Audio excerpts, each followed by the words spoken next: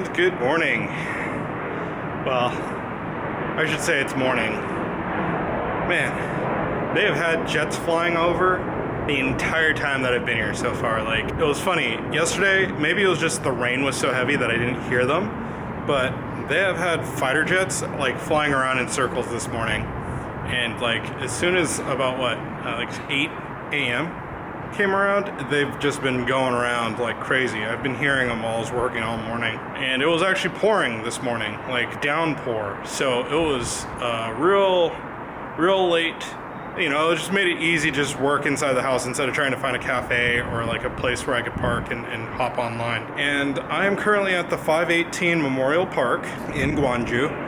And the big thing here is back in 1980, I actually said in another video, I think it was the 60s or 70s. I was wrong. It was in 1980. That's not that long ago. There was a democratic uprising here. The government tried in this area to suppress the people, calling them communist, and tried suppressing everybody here. They ended up, a ton of students from the local universities, like, they got together, banded together, started trying to do this democratic process, and they got put under martial law. And this is from Seoul, and I'm in Gwangju, which is a couple hours away from Seoul, via bullet train. I actually don't know how long it is via car. But the big thing was, or the big event that happened here was a pretty much massacre. I think that's the best word to, I was gonna say genocide, but it wasn't a genocide.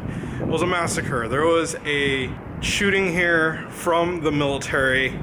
They ended up shooting hundreds, if not thousands, of students, women, children, you know, and they're all protesting in the streets, and they just got like opened up on. And there's this great movie, I believe it's called A Taxi Driver, and I'll correct the name right here if it's not that, but I believe I mentioned it before. It stars the guy that was in Parasite, the father in Parasite. He's a taxi driver, and he picks up a German news reporter from Seoul and brings him to Gwangju. And at that time, Gwangju was a closed off city. You couldn't get in or out.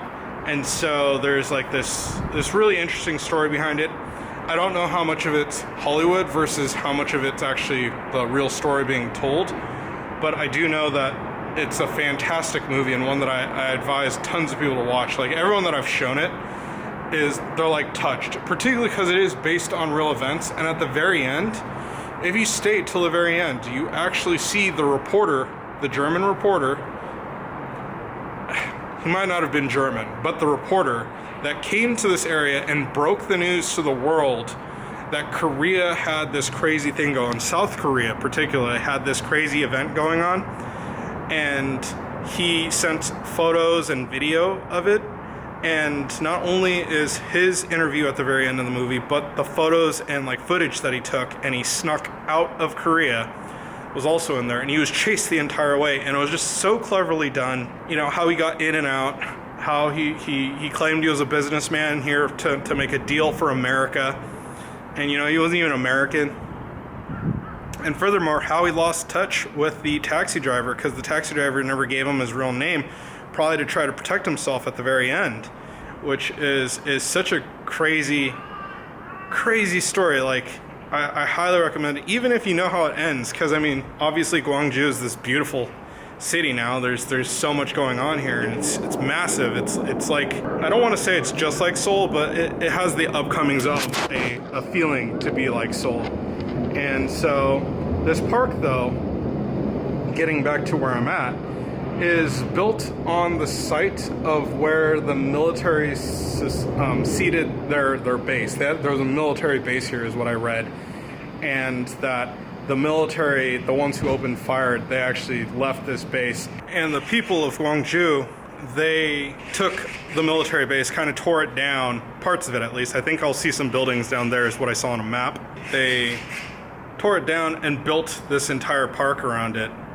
Now, again, as you can see, I'm on the top of this pagoda that is built on the highest point of the park. And the idea behind it, I'm sure there's like some sort of memorial behind it, but unfortunately there's just not enough signage, in English at least. There is a rock or a stone that's at the very base of this. I took a photo of it, and I'll throw it up so if anyone who read Korean could actually read it. But it does have the Roman numerals or not Roman numerals, just regular alphanumeric 518. So I'm sure it's dedicated to that time. So it was 51880, right, that this happened.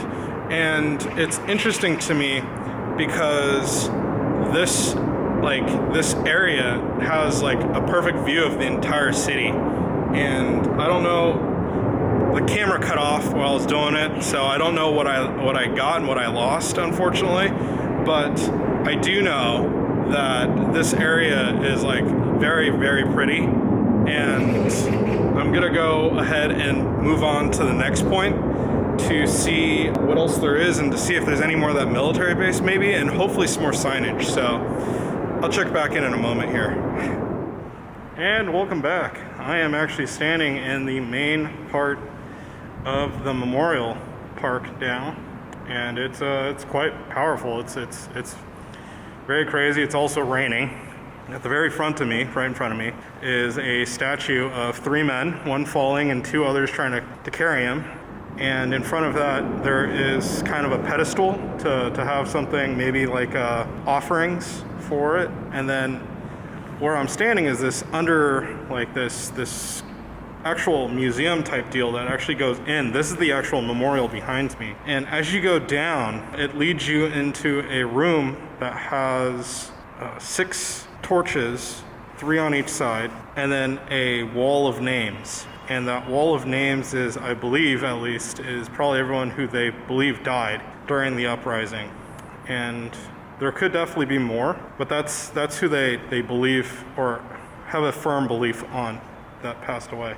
And then in front of the names is actually a statue of a mother holding their, I think, son or their child is a better way to put it. And she's looking to the sky. It looks like to the sun. If you look above her, there's this round spherical thing. And then in front of her is actually this kind of, I don't know what to call it, a mural perhaps, but it's like 3D. And it's boots marching over the town here of Gwangju. And after the boots, it's then like, looks like either tire or tank tracks. And then at the very far end is like coffins with the Korean flag on it. And it's really, really well done. But I don't know how much more I'm gonna be able to do today. I have to say I'm quite glad that I came here first, because I think my next stop now is probably trying to find somewhere for lunch and then probably going back home. Because I don't know if I could do the Penguin Village in this weather. We'll see what happens. Awesome place to have gotten out of the, checked off.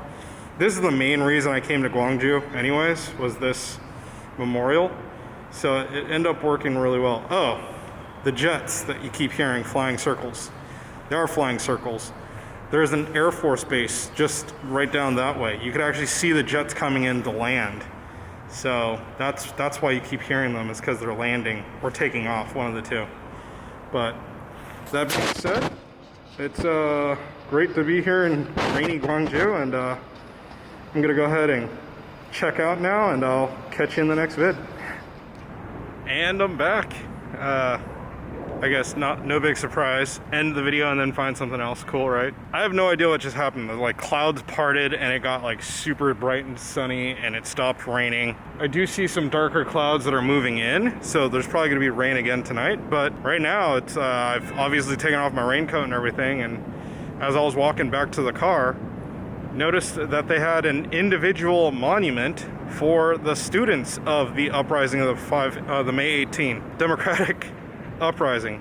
It's pretty interesting. Like, there are a wall of names, just like downstairs in the other monument, and then there's a statue of a student reaching up towards the sky. It's pretty graphic though, because if you look at his chest, it looks like it's like caved in, and things are falling out, like he's missing his heart. And I kind of wonder if there's some sort of meaning behind it, because on the second kind of wall here at this monument, there's actually photos of like students who are being kind of detained and people in the hospital. And there's also a lot of writing on the walls. Like, I don't know if it was a letter. It definitely had some dates on it that ended in 518, meaning that maybe it was like a letter from a mother to her son or something like that. I don't know.